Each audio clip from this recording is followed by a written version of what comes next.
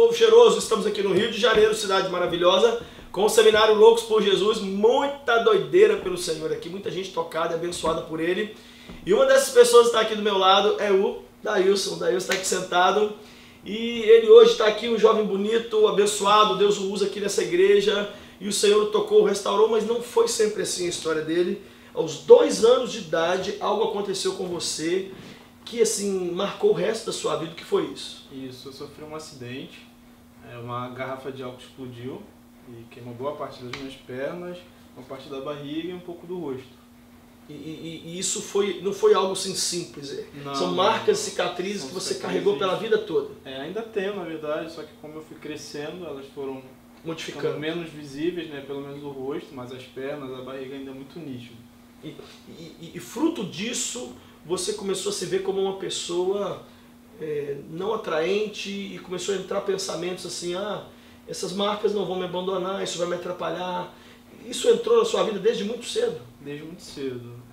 Eu comecei a usar bermuda a partir só dos 7 anos, porque até então eu tinha vergonha de usar bermuda, só usava calça de tactel, só usava calça, e com 7 anos eu comecei a usar bermuda. Mas de vergonha disso? De vergonha. Mas entrava no ônibus já pensando, tá todo mundo me olhando, as pessoas estão me vendo, com 7 anos. Não gostava quando perguntavam o que era, como aconteceu, tadinho, isso pra mim era a pior palavra, tadinho dele. Então, desde pequeno eu já vim com essa visão, estão me olhando, estão me questionando, estão querendo saber. Começou como uma simples, como é que fala, tristeza por uma situação que você viveu, mas foi progredindo, virou uma depressão. Isso, foi. E com 14 anos que realmente foi mais impactante para mim, porque foi aquela fase de escola, de namoro, primeiro amor, essas coisas todas. E eu sempre me achei assim, inaceitável por todo mundo. Eu sempre achei que ninguém ia olhar para mim. Esse é um pensamento que dominou você, o Dailson. Então você não se aceitava e por isso achava que ninguém te aceitava também. Também. Eram defeitos que não poderiam fazer ninguém te amar. Nem eu me amava, na verdade. Eu não deixava ninguém me ver, por exemplo, sem camisa em casa. Eu nunca fiquei sem camisa em casa. Para tomar banho quando eu era mais novo, eu não queria que minha mãe me desse banho, porque eu não queria que ela me visse. Então, assim, eu primeiramente não me amava. Eu não gostava de olhar no espelho. Ou seja, então virou uma coisa punk louca mesmo, que começou a te dominar. Demais. Aos 14 anos, essa neura ficou maior ainda porque aos 14 anos como eu estava falando, é aquela fase, né? Todo mundo na escola tá naquela coisa de paquera e tal. E eu falava, cara, ninguém nunca vai olhar pra mim. Ninguém nunca vai olhar pra mim. E eu me considerava um monstro, na verdade. Então, assim, eu sempre achava que nenhuma garota nunca ia gostar de mim. Por nenhum motivo. Eu nunca poderia ser o cara mais inteligente da escola, poderia ser o cara mais, sabe, melhor ou nem tudo, mas assim, ninguém nunca ia olhar pra mim, porque eu tinha aquelas marcas ali que me perseguiam. Então aquilo pra mim foi cada vez me deixando mais, eu vou dizer até quase um autista. Qual foi o fundo do poço? O fundo do poço foi nos 14 anos, que eu tentei meu primeiro suicídio. Eu lembro que eu estudava de manhã, cheguei em casa, não tinha ninguém em casa, minha mãe trabalhava, e eu peguei uma faca de pão, essas facas bem simples de pão mesmo, e eu deitei na cama e falei, Deus, o Senhor nunca me amou, esse negócio de que o Senhor me ama, que o Senhor é isso, que é tudo mentira. E fiquei com a faca rodando aqui na barriga, falando, agora acabou. Não quero saber, acabou. Fiquei ali durante um bom tempo. Talvez até criando coragem realmente para fazer aquilo. Para se matar. E falando, reclamando com Deus. Pô, só tinha 2 anos, o Senhor fez isso comigo, podendo fazer isso com meus pais que pecaram e eu não. E todo esse pensamento de culpa nos outros e não, principalmente em Deus. Eu culpava muito Deus. Eu falava que Deus não gostava de mim. Porque se Ele gostasse, Ele não ia fazer aquilo comigo. Permitir aquilo. E aí minha mãe chegou, aí na hora eu fiquei assustado, escondi a faca, e aí acabou passando o dia e aquela ideia foi embora da minha cabeça, mas a depressão não. E os anos foram passando, as coisas foram acontecendo, até que eu cheguei com 16 anos, que é aquela fase também do relacionamento, ensino médio, tinha acabado de sair do fundamental, estava indo para o médio. E a mesma coisa, eu não me socializava, eu não queria porque eu achava que ninguém gostava de mim, ninguém ia me aceitar. Eu tinha muitos problemas na escola porque eu não fazia educação física, para não ter que usar bermuda, então eu sempre mentia. Dizia que eu não podia fazer porque eu tinha problema de coração e não sei o quê. Nada disso, era só para não usar bermuda. E aí com 16 anos, minha irmã foi uma vez em Madureira, Eu pedi para ela trazer chumbinho, que eu ia fazer a experiência da escola. Mentira, totalmente mentira. E aí quando ela trouxe, eu esperei ficar sozinho em casa e eu misturei chumbinho com leite e tentei beber. Só que na mesma hora que eu bebi, voltou. E aí eu não consegui de novo. E aí foi passando o dia, mais uma vez, numa tentativa frustrada. E foram passando os dias, eu já desanimado. Eu era de uma outra religião, eu era de uma igreja onde eu participava, era coordenador de coroinha e tudo mais. Só que eu ia por uma coisa meio metódica, eu tenho que ir todo domingo de manhã. Era uma religião mesmo? Religião, literalmente uma religião. Um ato ritualístico. Isso, era costume. Domingo tem que ir pra tal lugar, vou e acabou. Só que eu não me achava nada lá. E aí com 19 anos foi assim, eu falei, agora não dá mais. Agora eu já tô maior de idade. Eu preciso acabar com isso. Acabou, porque daqui a pouco eu vou ter que virar um adulto e eu não quero, porque eu não quero essa vida. Eu não quero entrar com isso na minha vida adulta. Isso. E aí eu parei totalmente de comer, comecei a pesquisar na internet como cometer suicídio de forma rápida e sigilosa.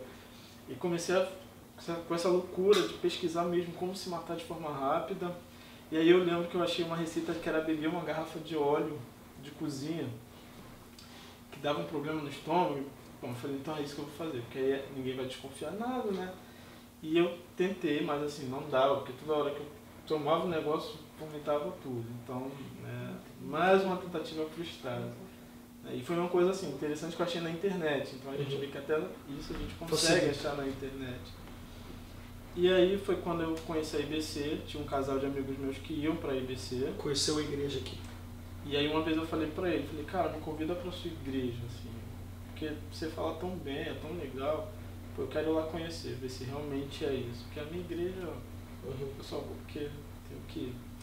E aí eu fui, eu lembro que eu uso óculos, uso lente, então, e eu fui totalmente cego, assim, sem óculos, sem lente, não enxergava nada.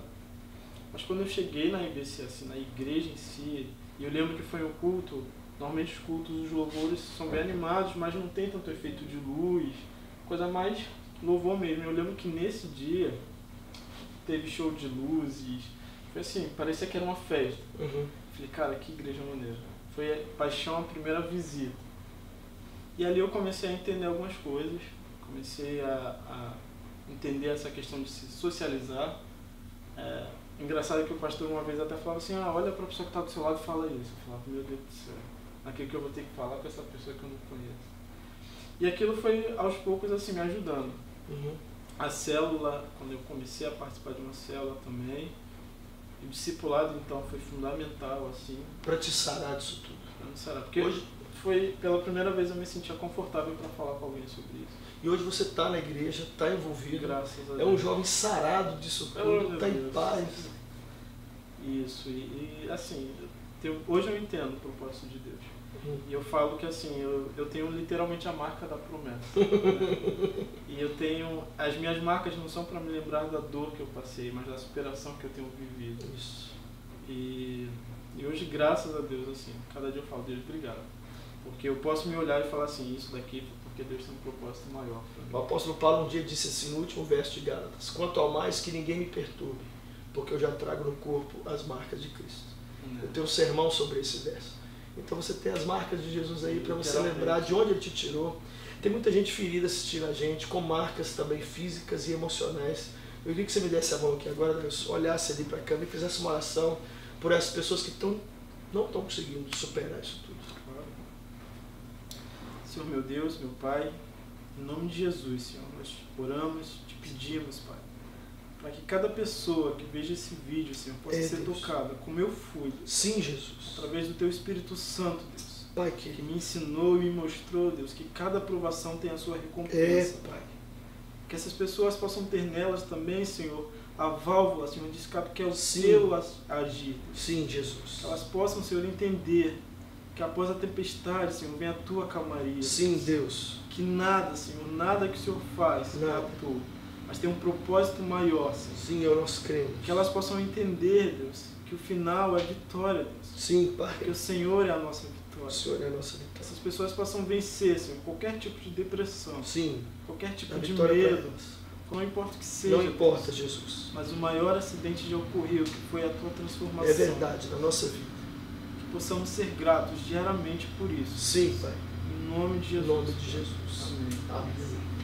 Amém. Dailson, muito obrigado pelo seu testemunho, mas aqui no programa a gente não libera ninguém enquanto a pessoa não responder a pergunta mais louca. E a pergunta é, Sr. Dailson, nunca é tarde para quê? Recomeçar.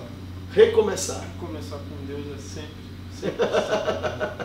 Recomeçar. Nunca é tarde para recomeçar. Por isso agora nós declaramos sobre a sua vida um novo recomeço do Senhor, como Deus fez na vida do Dailson. Obrigado por vir. Que Deus te abençoe e você seja cada dia mais louco por Jesus.